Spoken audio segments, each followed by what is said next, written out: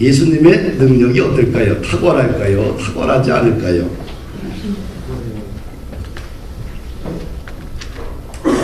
탁월하죠. 근데 그 탁월한 능력들을 예수님이 자녀들에게 주셨어요. 그런데 탁월한 능력을 자녀들에게 주셨는데 우리는 점점 그 능력을 자꾸 잃어가고 있지 않는가라는 아쉬움이 좀 남아요. 우리가 성경을 읽다 보면 다 기적의 장들이에요. 그렇죠? 기적을 빼내고 나면 성경의 내용이 별로 없는 것 같아요. 이 성경은 하나님의 사건으로 쫙 도배가 되어 있어요.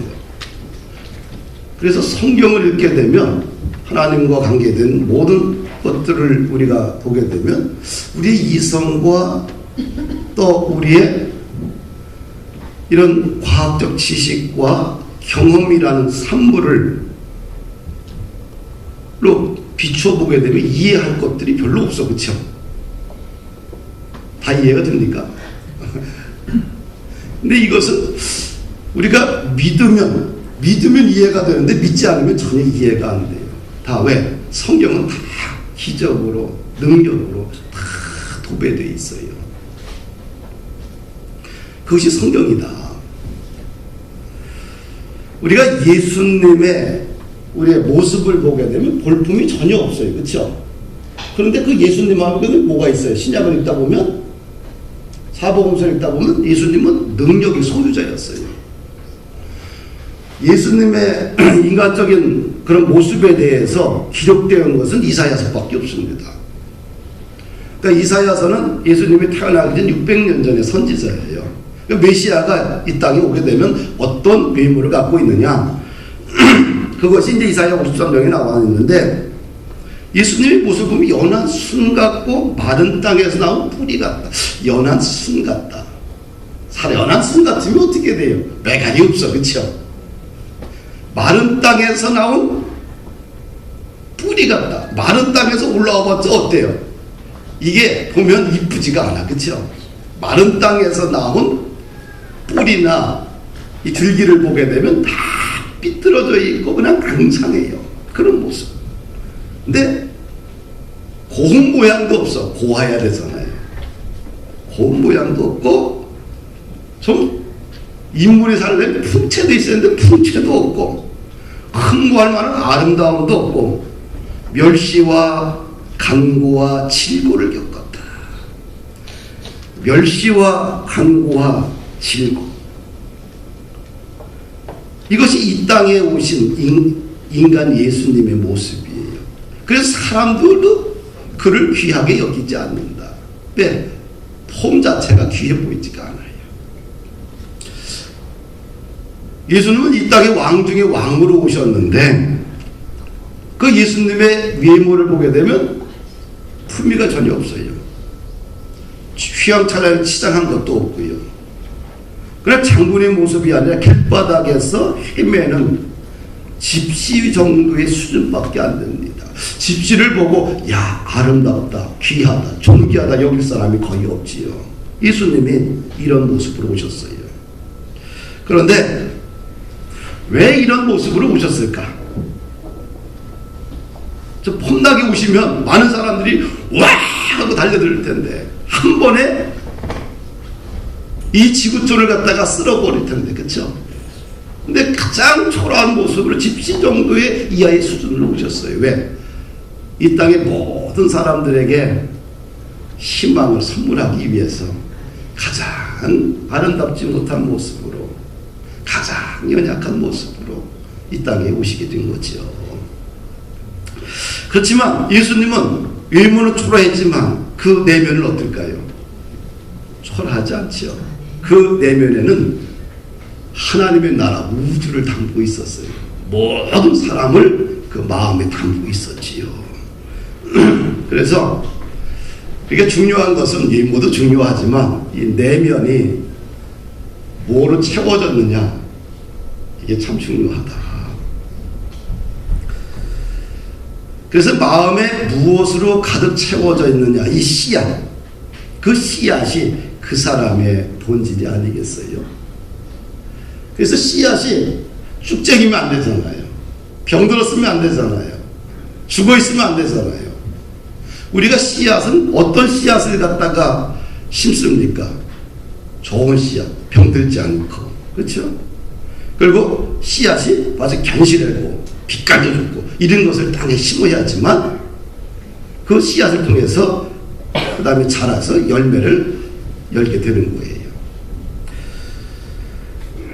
예수님은 이 땅에 오실 때 세상 사람들로 주목을 받지 못했지만 세상 사람들을 변화시킬 수 있는 놀라운 영적인 에너지를 그 내면에 가지고 있었습니다.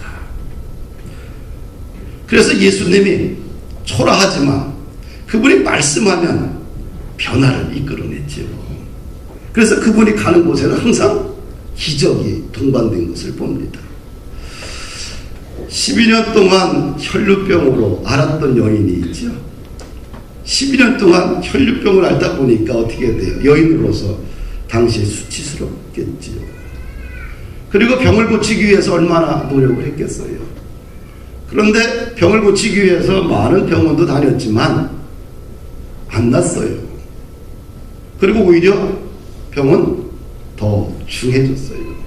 그리고 있는 돈도 다 낭비했어요. 남편으로부터 사랑받지도 못했을 거예요.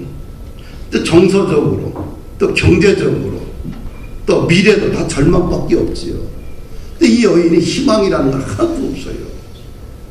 근데 마지막 희망, 볼품없는 예수님만 만나면 사람들이 병고침도 받고 인생이 달라지는 거예요. 그래서 마지막 희망을 그가 마음에 품게 돼요. 예수님의 옷자락에 내 손만 대면 내 병이 나을 것 같다. 그래서 군중틈을 뚫고 들어가서 살짝 옷자락에 대는 순간 자신의 모든 질병이 한꺼번에 해결을 받아요.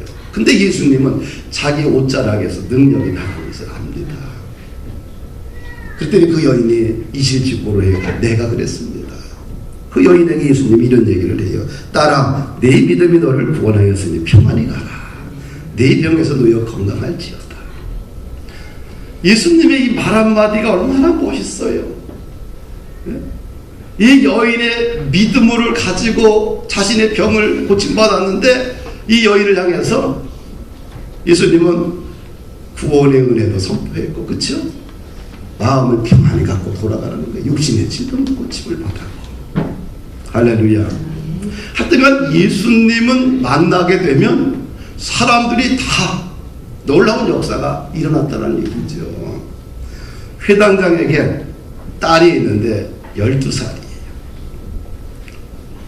그런데 예수님을 모시러 갔어. 근데 중간에 지체할 함으로 인해서 그 다음에 집에서 이제 소식을 하자마자 딸이 이미 죽었다는 거야. 죽었다는 것은 생명이 끊어졌다는 거예요. 다시 회복 불가능한 거예요. 그런데 이 절망 속에 갇혀있는 회당장을 향해서 그 예수님이 이런 얘기를 합니다. 두려워하지 말고 믿기만 하라. 그리고 집에 갔는데 사람들이 웅성웅성해요. 왜 그럴까요? 이 아이가 죽은 거야. 그래서 예수님이 사람들에게 이런 얘기합니다. 너희가 어찌하여 떠들며 우느냐? 아이가 죽은 것이 아니라 잔다. 그리고 예수님이 아이에게 가서 선포합니다. 내가 네게 말하노니 소녀야 일어나라. 이 죽음을 예수님은 말 한마디로 회복시켰어요. 참 놀랍죠. 예수님에게 뭐예요? 이런 능력을 가지고 있어요. 그래서 우리의 이 내면이 이 씨앗이 참 중요하다. 그래서 이 내면의 씨앗을 우리는 건강하게 키워야 돼요. 또 예수님이 그거 뿌리겠어요, 그렇죠? 이 바다가 어떻게 돼요? 풍랑이 일고 비바람이 몰아치고 아주 위험하니까 어떻게 돼요? 바다야 잠잠하라, 고요하라. 미치니까 예수님이 말 한마디 이 바다가 자연 질서가 원상태로 돌아오게 돼요. 또 사람들을 변화시키고 끌어들이는 그 능력이 또 있었어요. 마태가 세리 아닙니까? 공무원이에요. 근데 이 세리라는 직업이 그 당시 창녀와 세리는 이스라엘 민족들에게는 아주 그냥 우리가 일제시대에 친일했던 사람과 똑같이 대우를 해요. 그 돈도 많이 벌지요. 안정된 직장이 있지요. 그런데 이 마태는 굉장히 똑똑한 사람이에요. 그런데 자신의 직업으로 인해서 행복하지가 않은 거예요. 돈은 벌었지만 행복하지 않죠. 자기가 그 당시 그 정도라면 지식계층이잖아요. 지식이 있는데 그 지식이 자기를 행복하게 하진 않아요. 늘 짓눌려 있었어요. 그래서 하나님 예수님께서 마태가 근무하고 있는 세관에 갑니다. 그리고 마태가 이런 얘기를 해요. 나를 따라오라. 다른 얘기 없으면 나를 따라오라.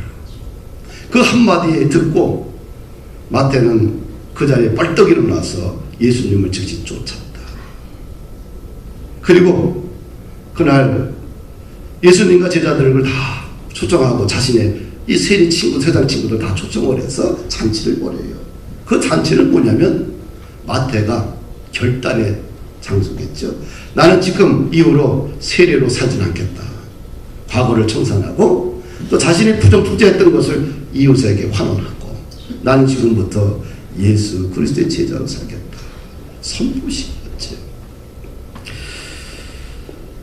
예수님은 모습은 초라했지만 주목을 받지 못하는 외모였지만 예수님이 말씀하시면 죽음을 생명으로 바꿔놓았고요. 절망을 희망으로 바꿔놓았고요. 한 사람의 인생을 송두리째 바꿔놓았지요. 그 사람을 변화시키고 그 사람을 뒤바꿔 놓는 그 능력이 누구 안에 있었어요? 예수님 내면에 있었던 거예요. 그래도 오늘 우리가 그 사람의 인생, 자신의 인생을 바꿔놓기 위해서 뭐가 중요해? 내면이 중요하다. 내면에 누굴 채워야 될 것인가? 그렇죠? 내면이 건강하면 건강한 인생을 살게 되겠죠. 근데 내면이 건강하지 않으면 건강하지 못한 인생을 살게 돼요. 그래서 우리 내면에 이 씨앗을 잘 키우자. 두 번째로 우리가 성경을 통해서 또 알 수 있는 것은 뭐냐면 예수님이 승천하시면서 제자들에게 이런 얘기를 했어요. 믿는 자에게는 반드시 표적이 따른다. 이 마태복음, 마가복음 16장 17절 말씀인데요. 믿는 자에게는 이런 표적이 따른다는 거래요. 그들이 내 이름으로, 예수 그리스도의 이름으로 귀신도 쫓고 방언도 하고 뱀을 집어 올려도 또 독을 마실지라도 해를 받지 않고 병든 사람에게 손을 얹은 즉 나을 것이다. 그래서 믿는 자에게는 뭐가 따라와요? 표적이 따른다. 누가 말하고 있어요? 예수님이 제자들에게 말하고 있어요. 우리가 믿게 되면 표적이 따라와요. 실제로 자기 자신을 바라보십시다. 영적인 분야, 지성적인 것, 감성적인 것, 경제적인, 육체적인 모든 분야에서 우리가 믿으면 믿음의 영향력을 받게 되죠. 근데 예수님을 믿었는데 내 삶 속에 아무런 변화가 일어나지 않았다. 누가 문제일까요? 예수님이 문제일까요? 내가 문제일까요? 예수님은 분명히 자신의 주변 모든 사람을 다 변화시켰고 능력을 행했어요. 또 제자들에게 또 그렇게 위임했고 또 제자들도 그렇게 살았어요. 그럼 오늘날 예수님을 믿었는데 왜 변화가 없느냐? 하여튼간 내가 믿지 않아서일 경우가 되고 또 내 사모하는 마음이 너무 적어서 있을 수도 있다. 그렇죠? 하여튼간 제대로만 믿으면 어떻게 돼요? 늘 기뻐하며 감사하며 할렐루야 외치고 아멘 외치고 늘 주님의 은혜입니다 라고 우리가 고백할 수 있지 않겠나. 문제는 예수를 믿어도 아무런 변화가 내 안에 일어나지 않을 경우 원인은 뭔가 말씀하고 내 삶이 좀 이렇게 따로따로 놀지 않고 놀기 때문에 그렇지 않겠나. 그렇죠? 말씀하고 내 삶이 그럼 일치되게 되면 분명히 스파크는 일어나지 않겠어요? 그렇죠? 근데 말씀하고 내 삶이 따로따로 놀 경우는 스파크가 전혀 일어나지 않겠지요. 에너지가 안 나오겠지요. 그래서 원인은 뭔가 내 안에 있지 않겠는가. 신앙이라는 것은 어린아이처럼 참 순수해야 돼요. 근데 너무 많이 세상 때가 많이 껴서 너무 많이 끼다 보니까 성경 말씀을 그대로 받아들이기가 좀 꺼려져. 그래서 성경을 읽어도 자꾸 재단하게 돼요. 자기의 생각이 너무 많이 가미가 돼. 한마디로 조미료를 너무 많이 쳐. 우리가 성경을 대할 때, 예수님을 대할 때 좀 어린아이처럼 순수한 마음으로 우리가 대하게 되면 오히려 그 속에서 나오는 진리의 광선을 우리가 잡지 않겠는가.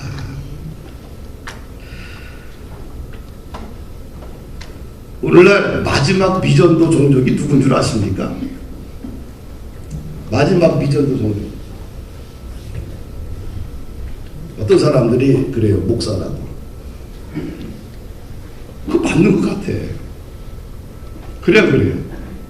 목사들이 잘 안 바뀐대. 또 목사들은 말하다가 야 미전도 종족이 누구냐? 아 중직자다라고 얘기해. 서로 그래. 사실은 신학을 많이 배울수록 미전도 종족이 될 확률이 굉장히 높아요. 또 성경을 더 많이 배울수록 미전도 종족이 될 가능성이 높습니다. 근데 신학이 문제일까요? 성경 공부가 문제일까요? 설교를 너무 많이 해서 문제일까요? 근데 제가 보기에는 신학도 성경 공부도 설교도 문제가 아닙니다. 어느 정도는 문제를 제공할 수 있지요. 근데 근본적인 문제가 아니죠. 사실은 신학을 많이 공부하는 게 왜 나빠요? 그렇죠? 지성이 왜 나쁩니까? 그렇죠? 성경 공부를 많이 공부하는 게 얼마나 좋아요. 무식한 것보다 훨씬 낫죠. 격조 있게 살 수 있지요. 품격 있게 살 수 있죠. 근데 인류 역사의 변화를 이끌었던 위대한 인물은 다 성경의 사람이었고 성경을 깊이 연구했던 사람들이에요. 근데 오늘날 왜 이렇게 한 사람들이 미전도 종족이 많느냐? 제가 봤을 때는 그런 것이 나쁜 게 아니에요. 많이 공부해야 돼요. 우리의 지성을 쌓고 성경 지식을 많이 쌓는 거 너무 귀하지요. 너무 중요해요.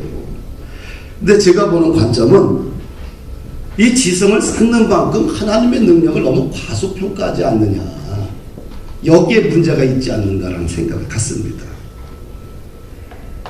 지성이 자란 만큼 하나님의 능력을 더 사모해야 되는데 하나님의 능력보다 지성과 경험과 상식을 더 위에 놓다 보니까 하나님의 능력이 좀 감소하지 않느냐.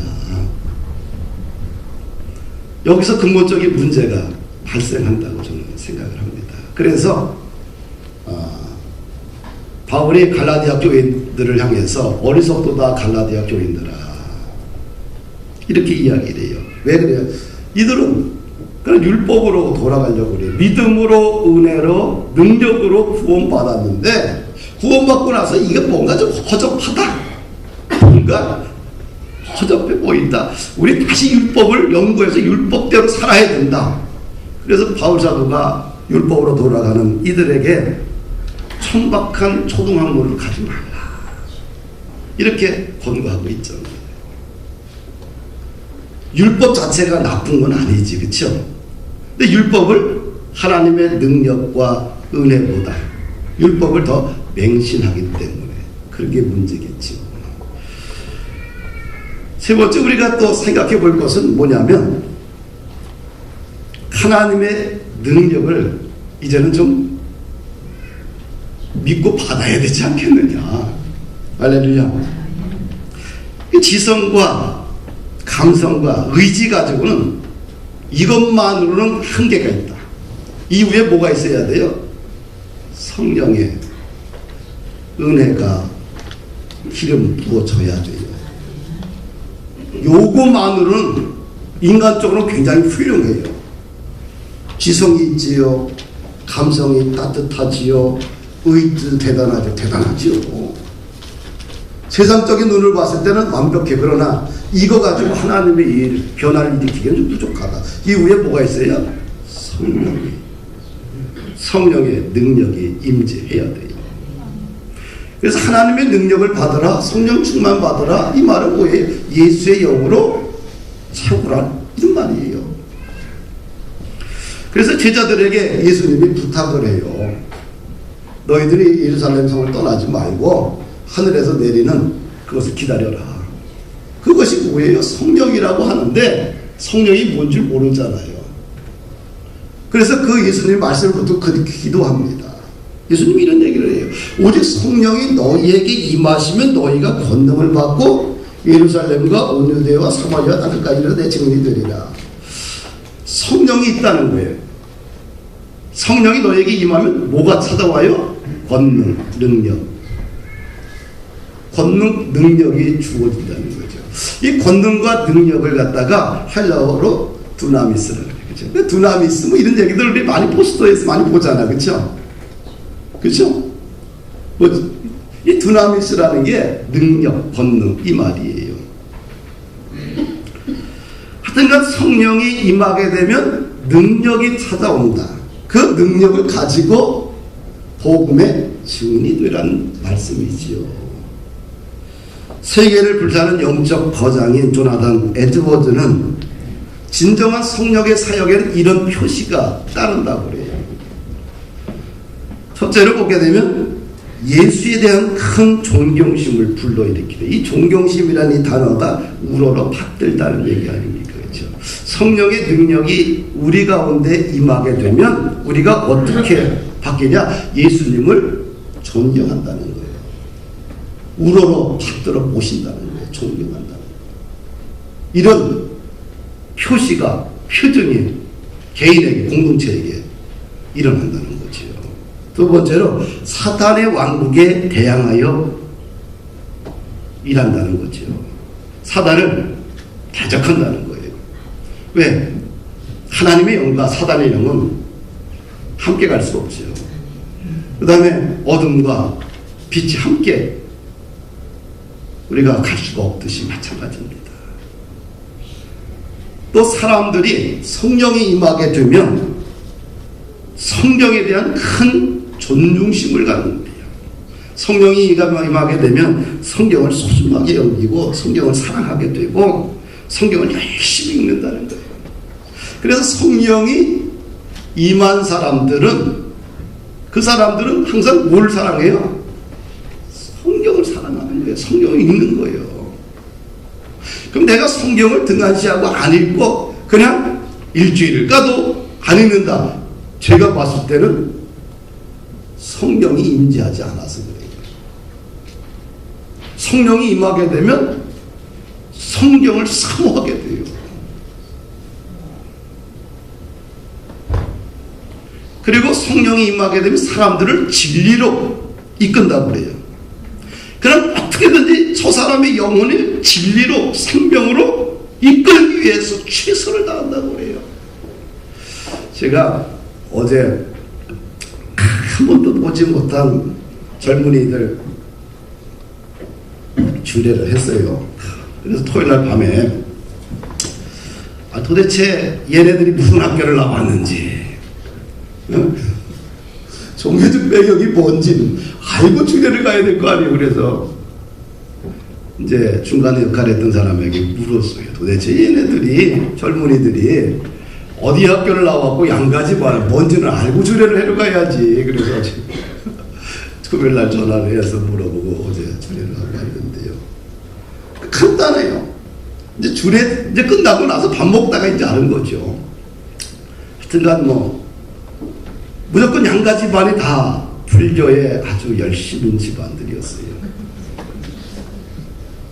그게 다 스님들이 오는가 생각을 했어요.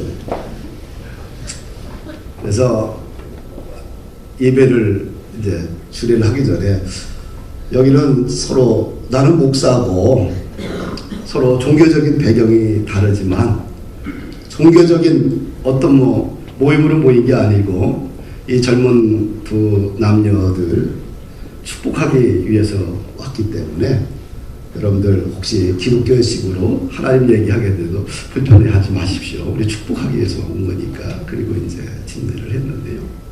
밥 먹고 나서 그런 거예요. 어떻게 이분이 나한테 이 주례를 하게 됐느냐? 간단해요.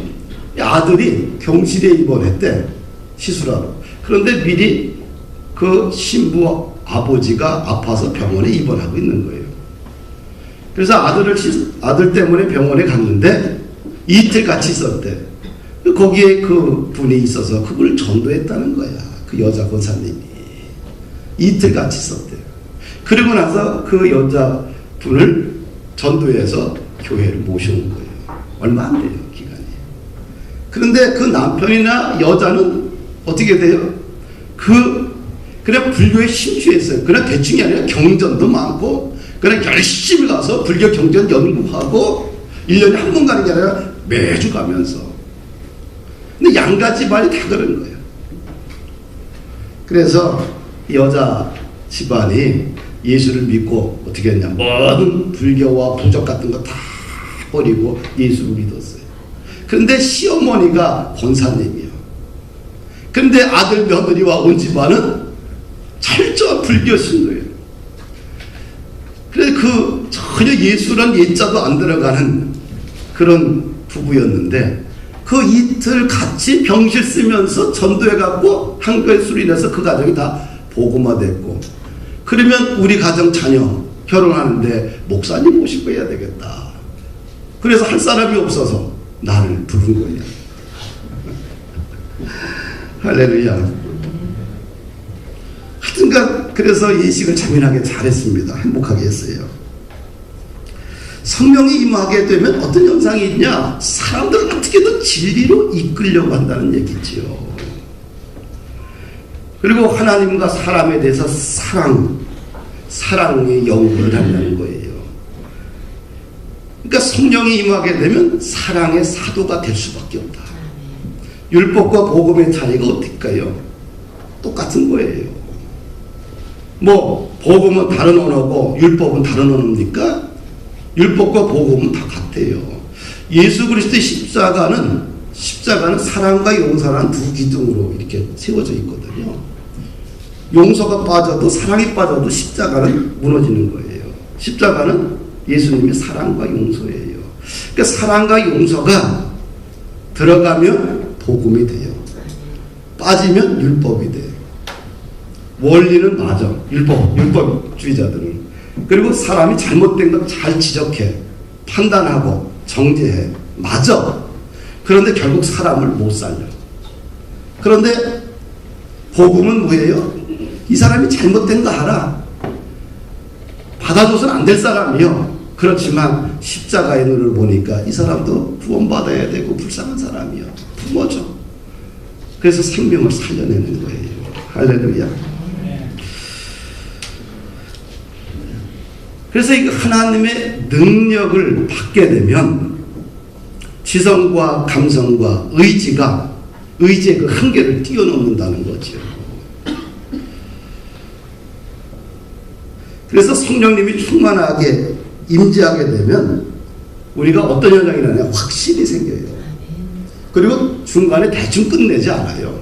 끝까지 도전을 해요. 기도해도 끝까지. 하나님이 응답 주실 때까지. 말씀을 때도 끝까지 읽고요. 봉사드려도 끝까지. 헌금 생활했다가 한두 번 했는데 하나님이 내 인생에 별로 재정에 복을 안 줘. 그냥 한두 번 하고 끝내자. 그게 끝까지 하나님 복을 주실 때까지 하는 거죠. 나의 체질을 바꿔놓을 때까지 끝까지 성령이 임하게 되면 끝까지 하는 그런 은혜를 주셔요. 할렐루야. 우리가 교회 생활하다 보면 하나님으로부터 사람으로부터 시험을 받잖아요.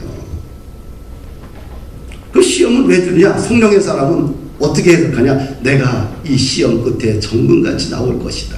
하나님이 나를 새롭게 빚을 것이다. 이렇게 해석하고 견디고 그 다음에 뚫고 나와요. 할렐루야. 하나님의 일을 하다 보면 항상 시험이 있어요.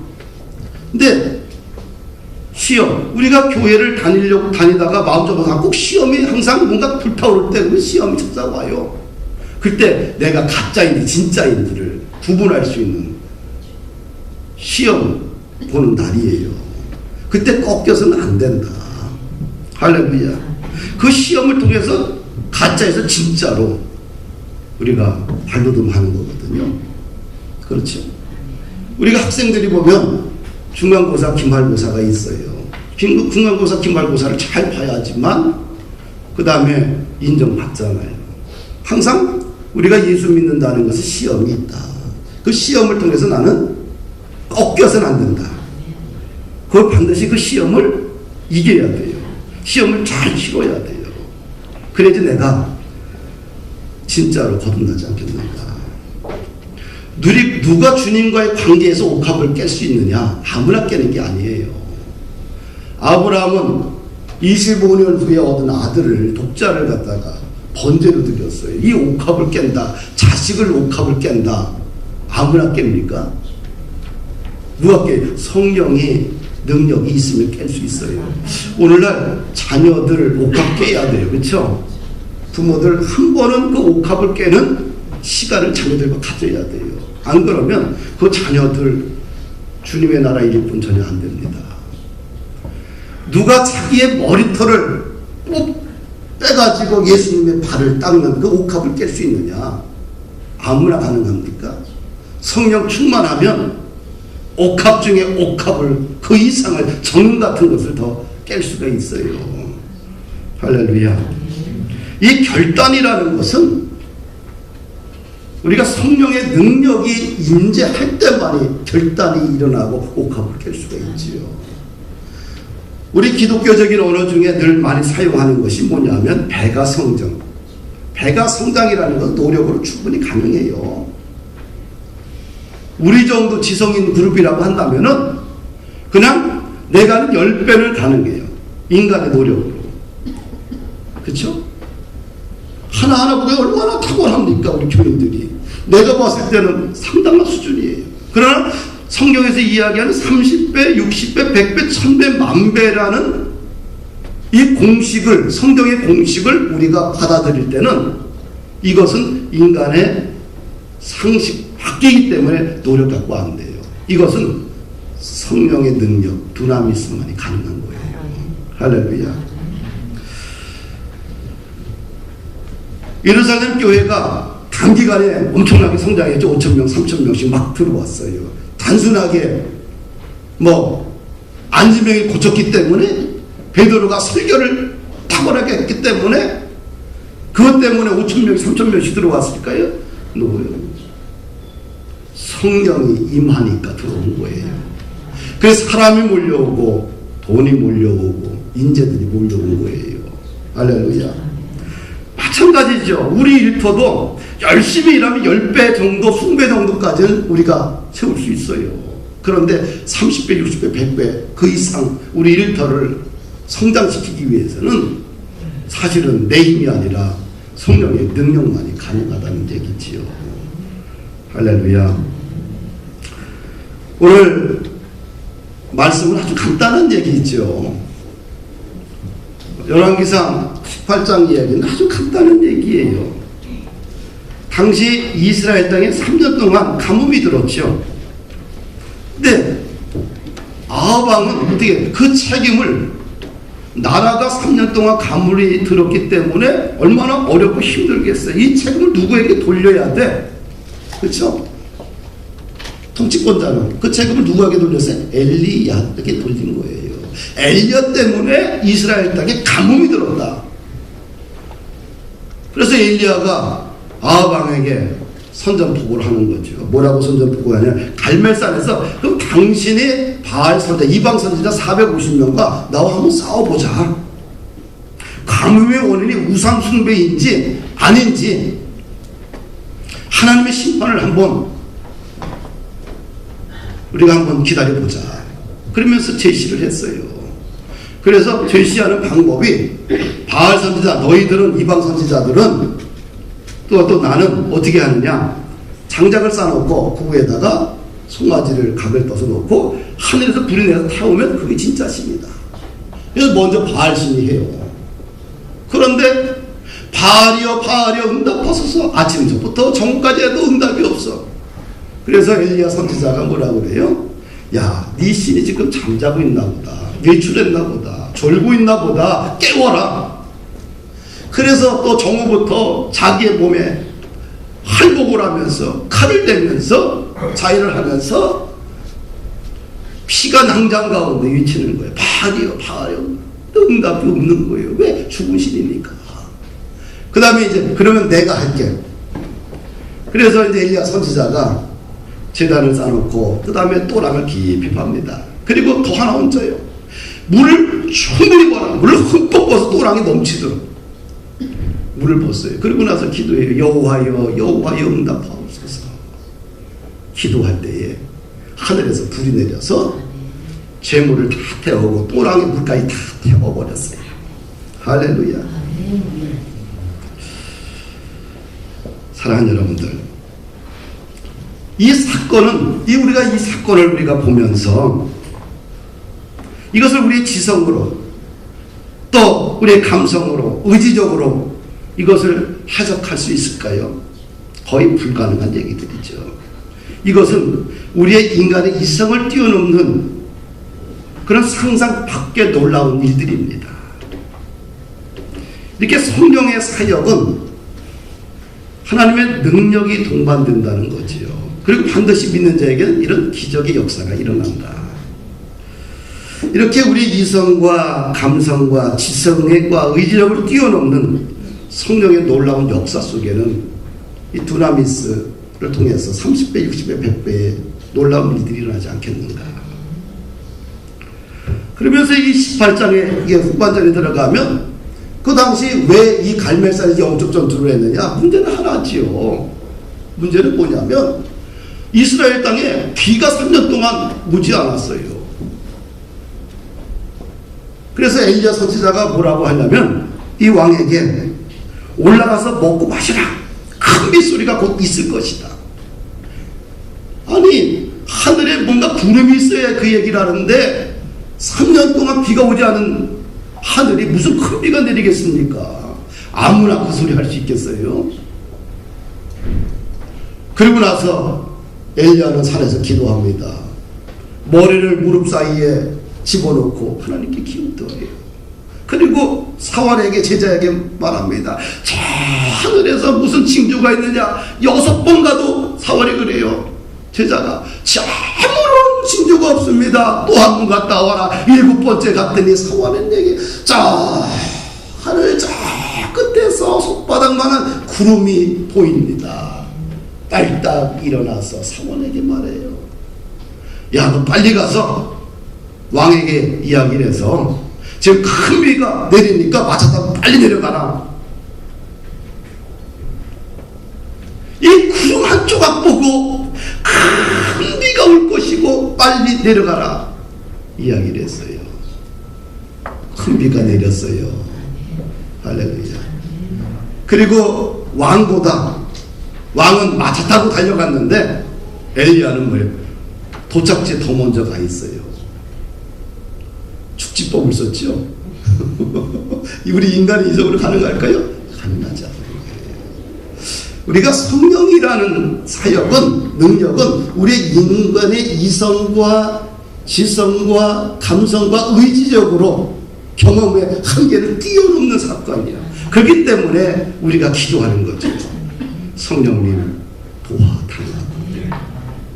오늘 우리의 인생 가운데 성령님이 도와주셔야 돼요. 그래야지만 이 한 해 우리가 하고 있는 모든 일들 속에 놀라운 일들이 나지 않겠는가. 새로운 꿈을 가지시고 성령의 은혜를 능력을 사모하는 귀한 한 해가 되기를 주의 이름으로 축복합니다.